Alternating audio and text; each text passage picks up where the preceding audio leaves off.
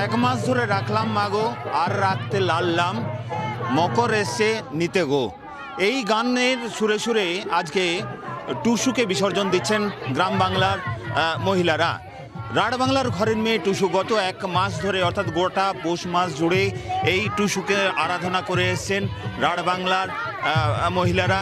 প্রত্যেকের ঘরে ঘরে এই টুসু আরাধনা হয়েছে এক মাস ধরে। সেই আরাধনার পর আজ মকর সংক্রান্তির দিন সেই টুসুর চৌডল সাজিয়ে মহিলারা স্থানীয় পুকুর অথবা নদীতে এসে হাজির হন। যেমন মেয়েকে দেওয়া হয়, মেয়েকে বিদায় করার সময় যতটা মনটা খারাপ হয় সেরকমভাবে খুব খারাপ লাগছে। বাড়ির মেয়ে যেমন হচ্ছে বিদায় হলে হয় সেরকম দুঃখও হচ্ছে, আবার আনন্দ ফুর্তিও বাচ্চাদের হচ্ছে, সব চান করছে, নতুন জামা পরছে।